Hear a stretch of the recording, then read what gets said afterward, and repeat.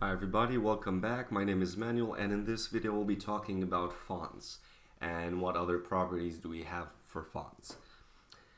Now, this example I'm going to show you, I'm going to focus actually on the paragraph, at least at the beginning.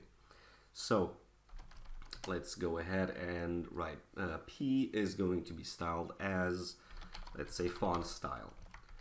Now, the font style has a few different properties, and we can see them here. I just press Control Space, by the way. We have italic, normal, and oblique. Not sure how you pronounce that in English. So with the font style, you can decide that it could be italic if you want, for example, to have a quote. Then we have font weight, and the font weight means how thin or how fat, should I say that? How thin or how bulky we want our font to be. Now this is a alphanumerical value, and we define it usually from 100 to somewhere like 800. So 800 being really bold and 100 being extremely thin.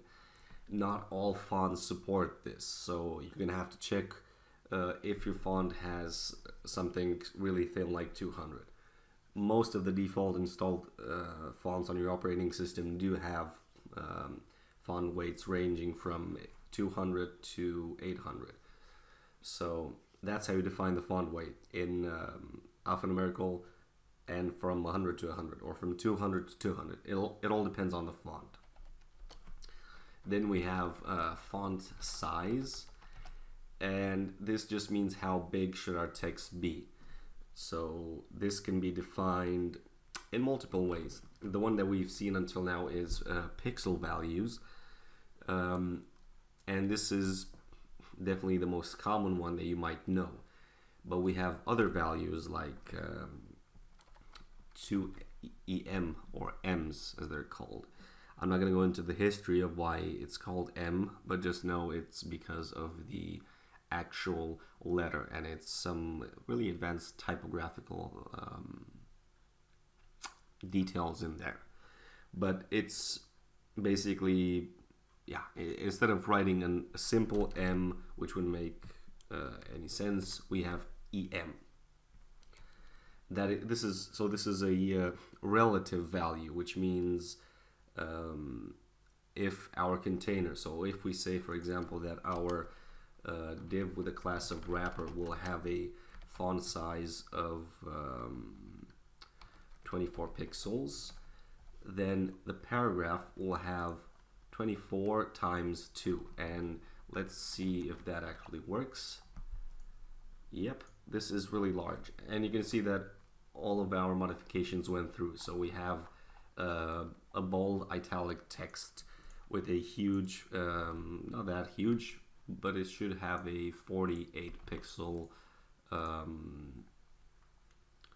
font size. So if you're at 48 pixels, we're gonna see that it's the same.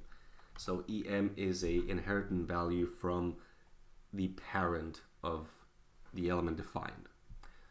Then we have REM, which stands for root M, which is a little bit different.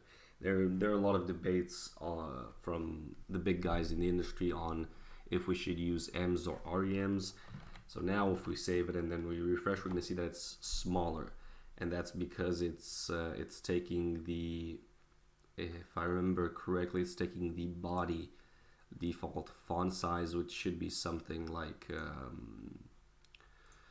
16, so it should be something like 32 pixels. No, it's even lower. It could be 14, which means it's something like 28.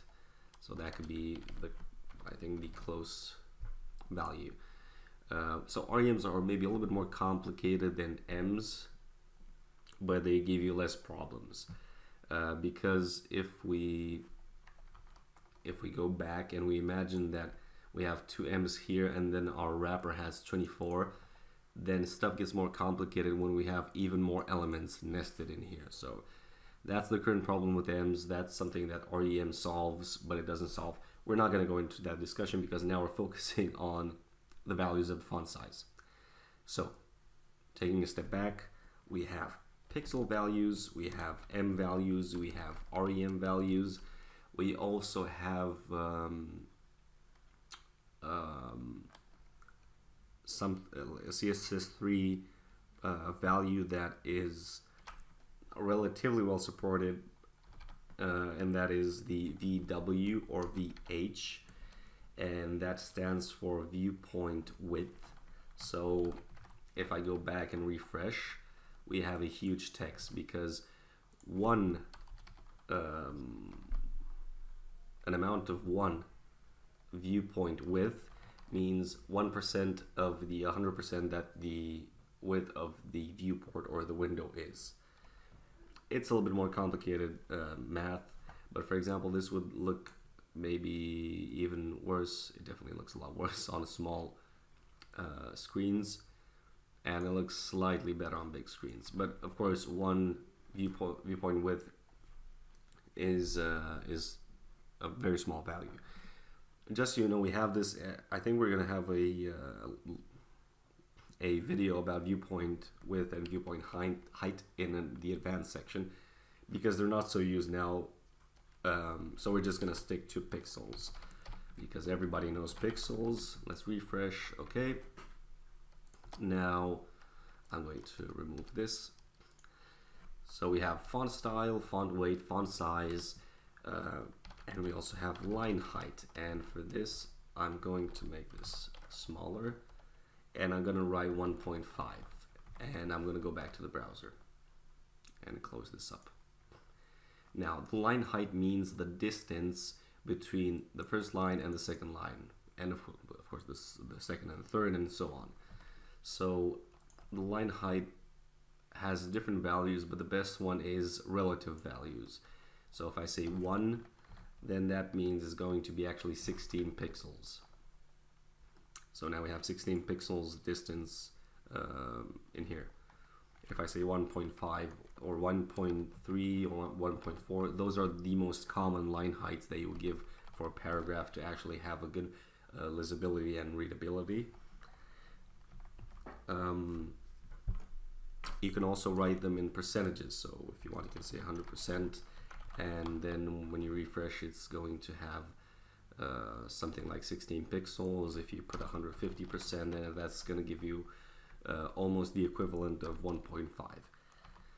So percentages and relative points, and if I remember correctly, it might work with pixels as well. Does it? 24 pixels, 44 pixels. Yes, it also works with pixels. So, but I don't recommend pixels because then you need to change the value of the font size as well as the line height. So always try to stick to relative values when you can.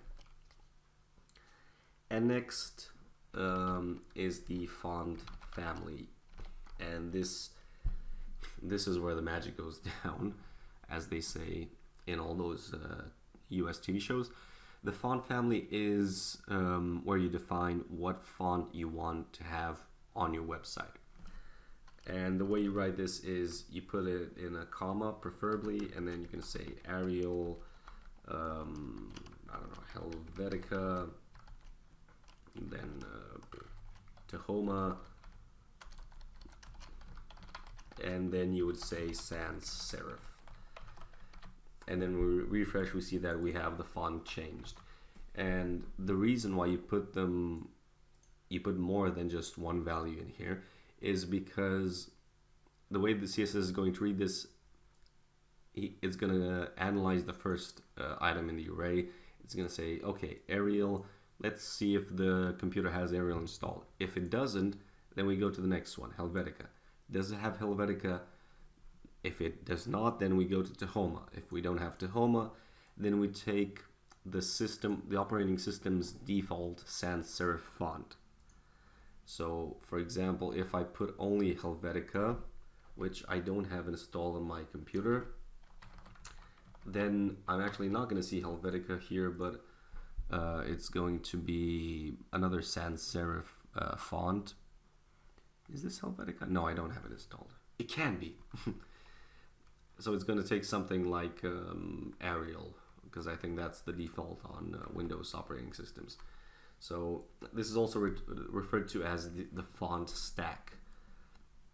So let's just write Arial and just leave it at that with the sans serif fallback.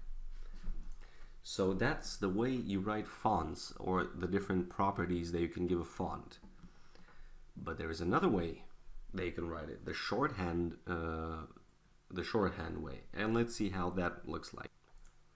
Now, there was a reason why I wrote these in this exact order, and the reason for that is for this shorthand way of writing fonts.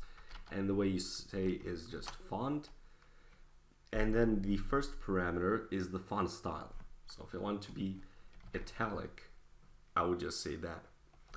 Then I put a space, and then I say what should the font weight be. Let's say they wanted to keep it at 800. Then we put another space. Then we define the font size. In this case we have 16 pixels. Then another space where we defined a line height, and that's 1.5. And then we write the font stack, Arial, and sans serif. So let's comment this out and let's see if this works. Refresh. Okay, it doesn't work. And the reason for that is that there is a special little thing happening here, and that is between the font size and the line height. You have to put a backslash in there, or was it a forward slash? Let's see if it works with a backslash. So let's go back, refresh, and it works. So that's how you define it in shorthand: italic, or I'm sorry, font style, font weight, font size, line height, and then the font family, font stack. Now, there's another little thing about the shorthand version for fonts, and that is that some of these values are optional. And let's see which one of those values. If we take italic and the font weight and line height and save it, do we get an Arial? If we get an Arial, then it works. And surely enough, we do. So these are the main properties that are mandatory. So you need to have, if you want to write it shorthand, then you need to have the font size and the font family. If I take out the font size, then we don't have the font family, as you can see. This is the default Times New Roman. But if I put the font size back in, then it will surely work. So a quick recap: font style is going to be italic, oblique, and inherited. Font weight is alphanumerical from 200 to 800 or even 900. Font style defined in pixels, ems, rems, even percentages as well, but that's not really useful for fonts.